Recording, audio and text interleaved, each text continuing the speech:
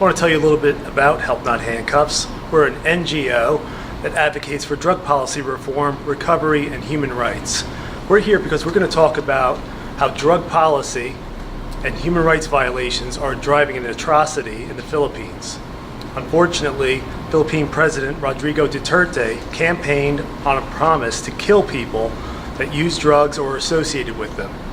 So today we're having an event on the margins of the International Criminal Court's Assembly of State Parties to call on the ICC for action to stop the atrocities. And we have assembled a panel of experts, human rights attorneys, and Filipinos who are witnessing these killings.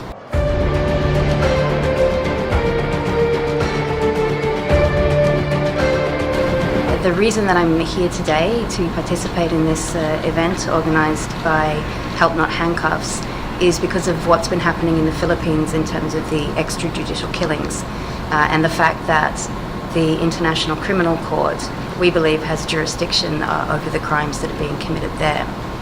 Our hope is that by raising awareness about these crimes, raising awareness about the fact that the ICC would have jurisdiction, is to promote some form of criminal accountability for the crimes, be it in the Philippines, which has the primary responsibility to investigate and prosecute those crimes, or be it elsewhere if the Philippines is unwilling or unable to do so.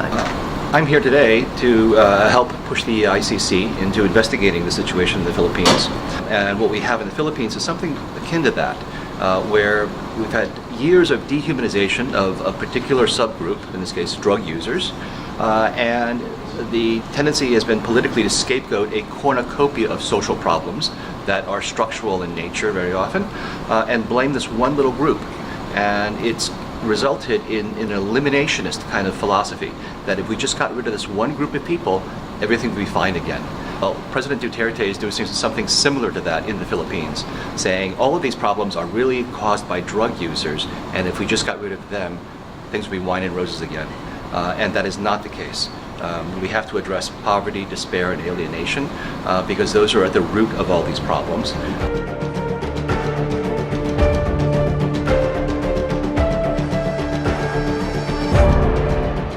Thanks for the introduction. My name is Jake Agliata. I'm a regional outreach coordinator with Students for Central Drug Policy.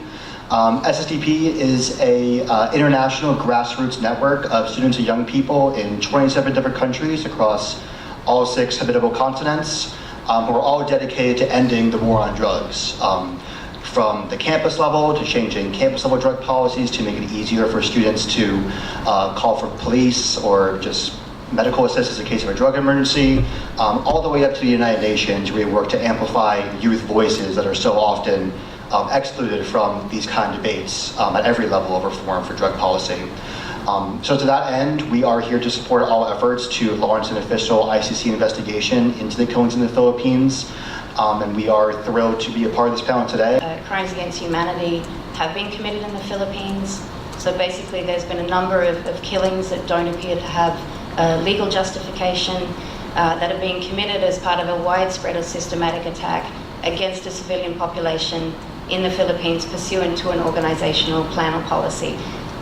Legal jargon, but that's the definition that's in the Rome Statute, and for us that's the first hurdle, let's say, that the ICC would have jurisdiction. There have been these crimes committed.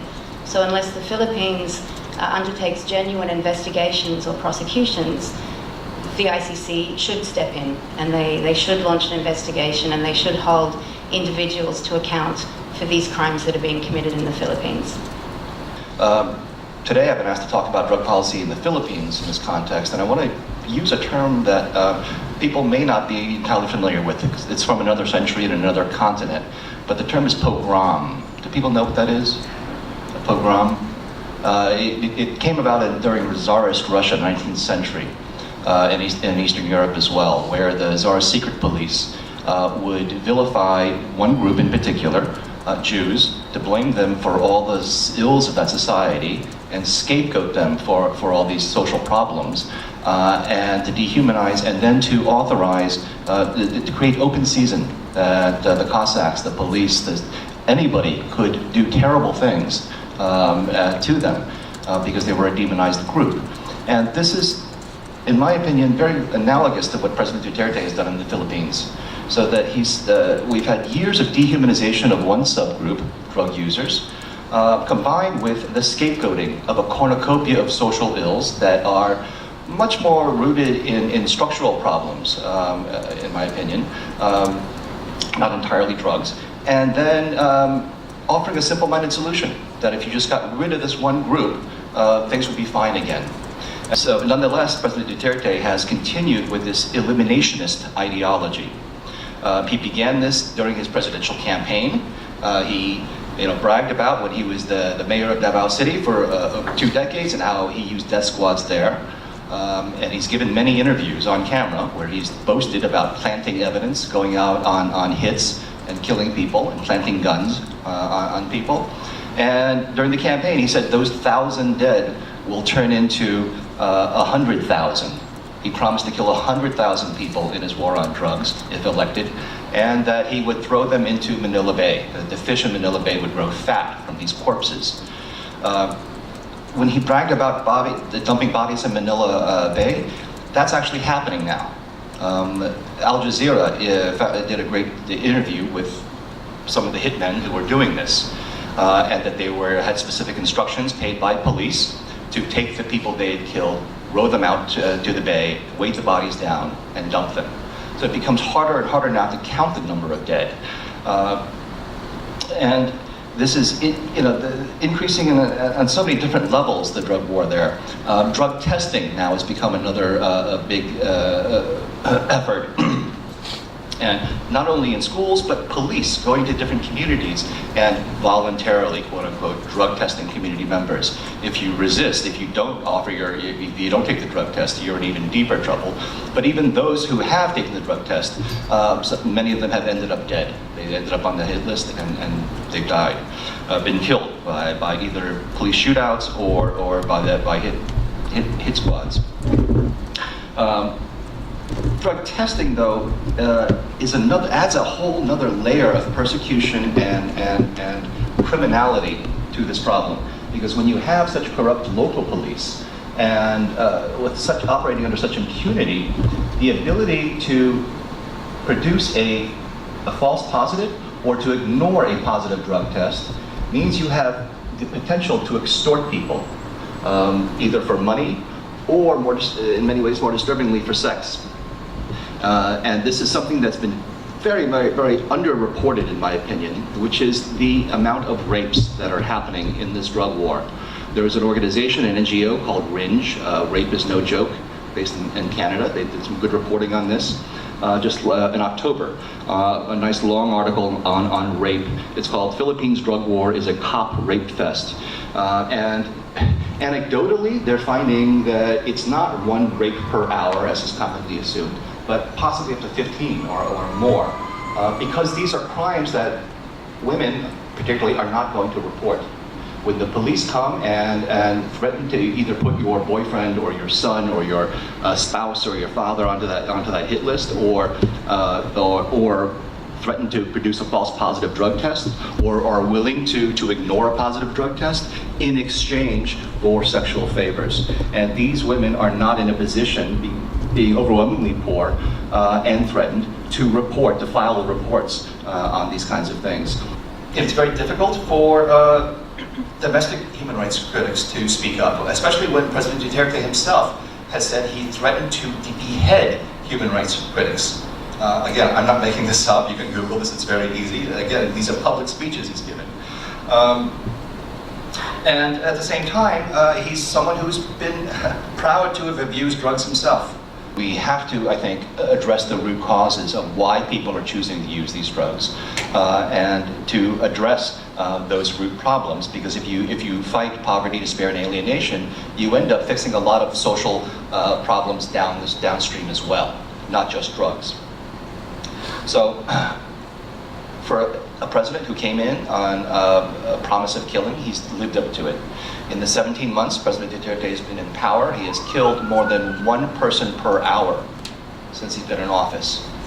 And if we are to learn the lessons of history, that the pogroms of the 19th century became the Holocaust of the 20th century.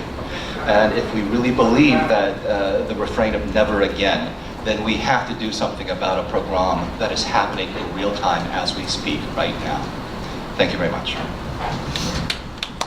Now we are going to go to some of our friends here who are joining us from the Philippines today. We'll start off with Gil Anthony Aquino. Hi, are you good? Yeah, you are on. Alright. So I'll just give you a background of the work that we've been doing in the Center Law. So we are from the Center for International Law, or Center Law, a human rights NGO based in Manila.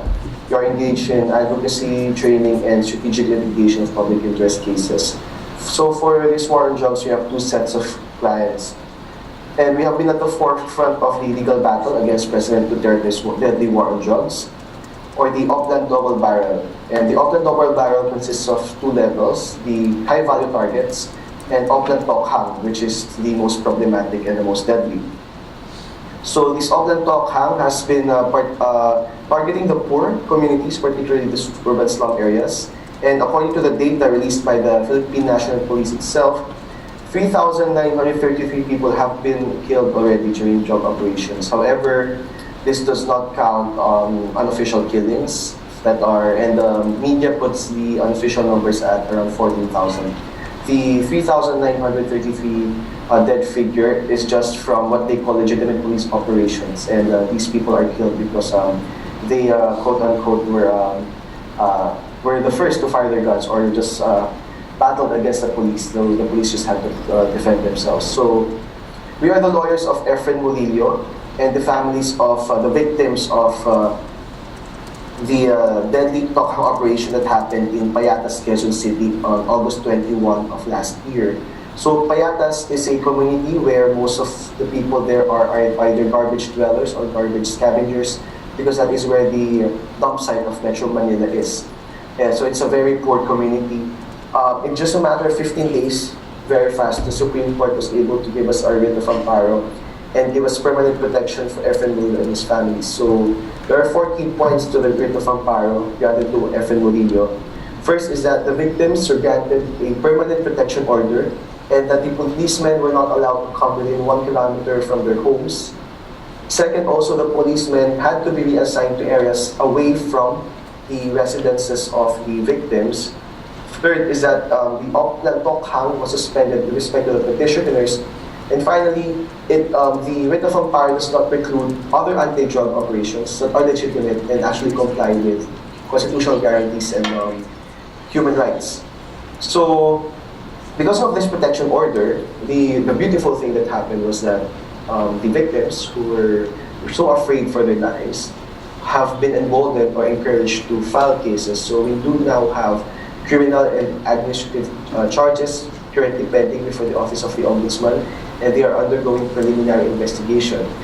We also have our second set of petitioners. This time, we are handling a community in Manila, San Andres Bukid. So we documented the 35 deaths on the strength of the affidavits of 39 witnesses and across 26 barangays. So it's a larger scale writ of amparo petition. We are not sure how the court will appreciate our novel approach in asking for protection for the community. But the San Andres Bukid petition actually points to a lot of patterns that I think the previous speaker was talking about. And some of these patterns I'll just outline quickly. First is that most of the killings happen during a kill time, which is 10 in the evening until 3 in the morning. So if this is a legitimate drug operation, they say it was a bypass operation or a Talk Hang operation. There's no reason that it should be done during the daytime, but it happened during the wee hours of the morning. And also another pattern is that the witnesses would see that the policemen would shoot people away from the area, ask them to close shop, ask them to stay in their homes and not go out, ask them to clear the area, and at that point, we know someone will die. In fact, if you are familiar, Reuters just released a story, I think a week ago, where they saw on the CCTV the policemen doing this exact same thing, shooing people away, and the policeman was caught shooting a person dead, one of the drug suspects dead, right there on the spot. So it matches the pattern that we observed in San Andres Bukid. Also, the police usually would not be in uniform. those who be in uniform would just be at the sidelines and trying to cordon off the area, but those who actually enter the houses, march in the houses late at night, would be men in civilian clothes. And what they would do is they would shoot the husband or the man in the family. And what they would do as insurance also is that they would take the wife or the common law wife or the sister or the mother and take them to prison and charge them with illegal drug crimes. And most of these crimes will be non-bailable. In fact, we have one account where a woman was pregnant, and in fact, she was under labor in the prison because she was sent to prison after her husband was killed. Also, another issue here is with respect to funeral parlors, because it seems like there is only a limited set of funeral parlors that these Stockholm victims are sent to, and what we observed is that some of them are actually owned by the police, so they would charge exorbitant rates if you're a Stockholm victim, and automatically, after an operation, the funeral services would be there already, automatically. So I think it says a lot on that pattern. And finally, also, we noticed that at least in San Andres, there is no SOCO, or the scene of the crime operatives, or what would be the CSI in the United States. So this is a requirement of the law that the forensics team have to be there if there's a killing, but there's none. The SOCO never came in the killings in San Andres Bukid. The interesting thing here is that the Supreme Court, one of the judges just asked the police moves all of the documents related to all of the killings related to Stockholm, all the 3,930 killings. So if people are looking for proof of possible crime against humanity, we are hoping that if the respondents, the government, complies with the order of the Supreme Court, then we will see all of these documents coming to light. We'll see all of the police reports. And I think that's the one thing that we can wait for and look forward to establish with firm evidence that there are crimes against humanity happening in the Philippines. So we do hope to get favorable results with our cases, and we have had a little bit of favorable result already. But I really do think that we are having a few cases, but the problem here in the Philippines is much larger, and not just for the victims, for the families, but also for human rights defenders like us. So, yeah. Next up, we have Perfecto Capital. Yes.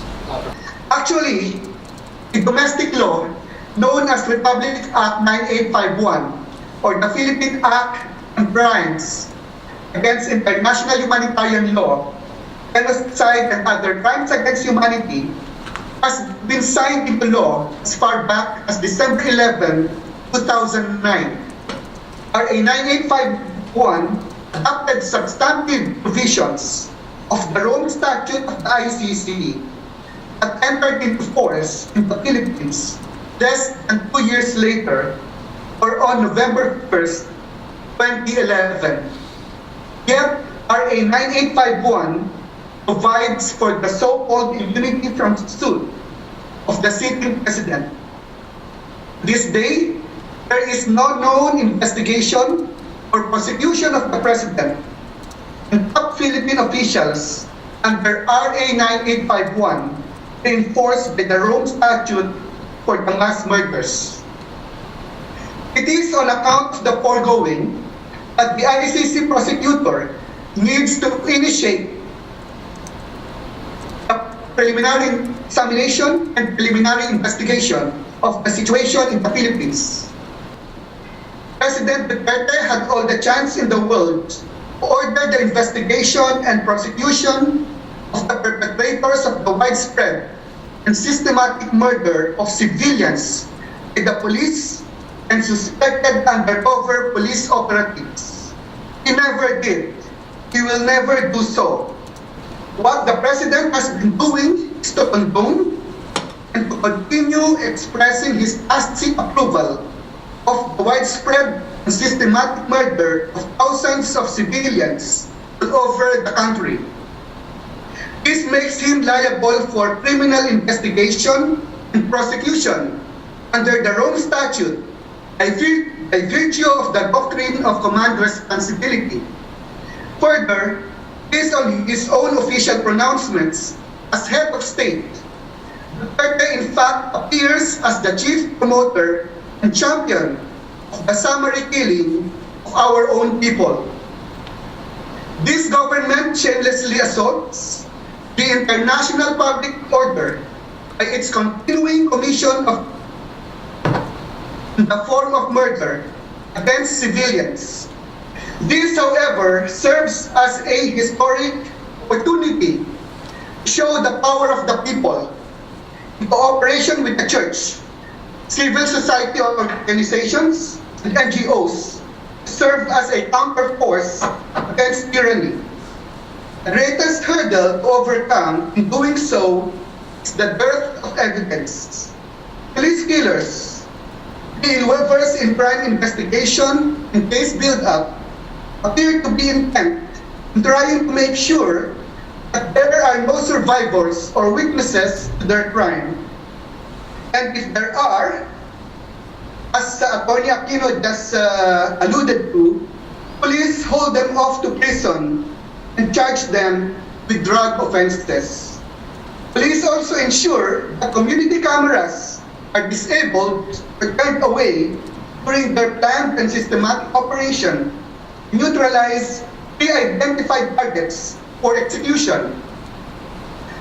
It is imperative for the whole community to have a judicial account of the crime against humanity that is taking place in the Philippines at this very moment.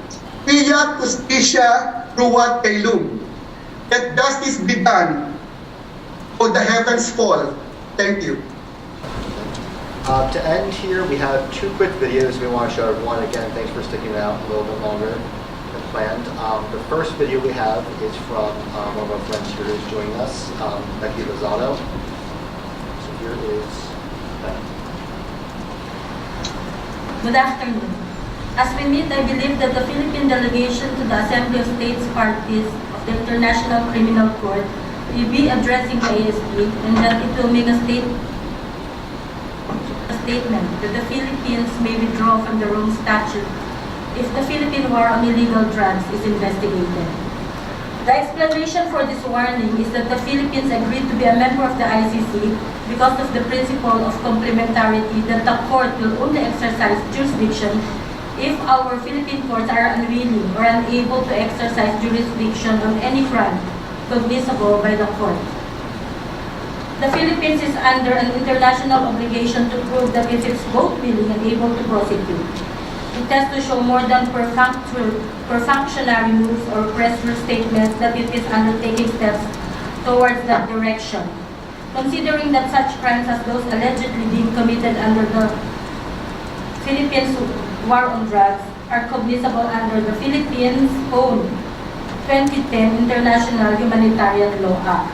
In these thousands of deaths, the Philippine National Police, until recently the main agency carrying out the President's orders, has said that those killed fought police officers. But police standard operating procedures provide that deaths in connection with the police operation should be properly investigated through an inquest proceeding before the office of the prosecutor, as provided by the rules of the police itself. The manual clearly states that there is no presumption of regularity in the performance of the PNP of its law enforcement duties, where the deaths of suspects resulted from a police operation. The proper procedure is for the police to formally bring the matter to the attention of the public prosecutor in an inquest proceeding to determine whether there was foul play in the deaths. The Philippine National Police failure to observe its own manual of procedures in cases of deaths arising from its drug operations, and they number at 3,451 by its own count as of July 26, tend to show that the Philippines' unwillingness or inability to prosecute. The dispute in the death count has earned the human rights groups and the Commission on Human Rights, with its own monitoring data, the ire of the Duterte administration. The Commission on Human Rights has almost served a crippling budget cut by the House of Representatives of the Philippines. And leaders of human rights groups have been threatened by the President, who said he will order police to shoot human rights advocates if they obstruct justice. The reality is that this is not only a war on drugs, but a war on the poor. the poor who are unlikely to pursue cases under a justice system stacked against them. This is the challenge before us. This is why the Philippines must continue to cooperate with the International Criminal Court and realize complementarity through domestic investigations and prosecution. Thank you for your time.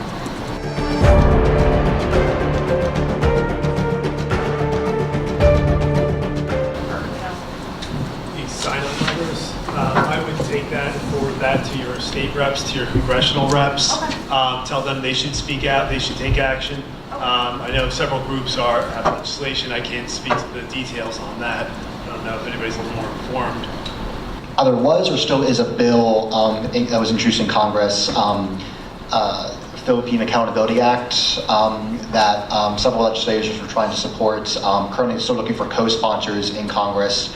What the bill would basically do is make official condemnation of the drug war in the Philippines from the United States. Would also look at reducing security aid to the Philippines as well. Difficult to pass a decision like that, considering it would need to go through the president's desk, and the president has affirmed his support for Duterte in the past, not just with this, but really with all regards to what Duterte has done in the Philippines in his presidency. So, but that is another thing. Call your representatives in Congress, call your senators, and let them know this is an issue that you care about and that you want to see the U.S. government responsible for and responsive to. Tell your friends, tell everyone what's happening over there. I think that when we go to college campuses and we talk to students about this, people are completely unaware that's even going on in a lot of cases too. With all the things happening in the world right now, I think that one of the things that we've discussed here today is this needs to be at the forefront. Everyone needs to be discussed, not just among our legislators, but among ourselves too. The other forum where you could really fight this is in social media, and it's important to do that because Duterte has weaponized social media. He has a cyber army of trolls that are paid to harass people, to send threats, and that's why a lot of these students don't want to be identified. I mean, I don't blame them. It is really intense, so we need counter messaging out there. Fake news is a very common thing right now in the Philippines, and they're using it to squelch critics and to attack them. So we need to show up as well.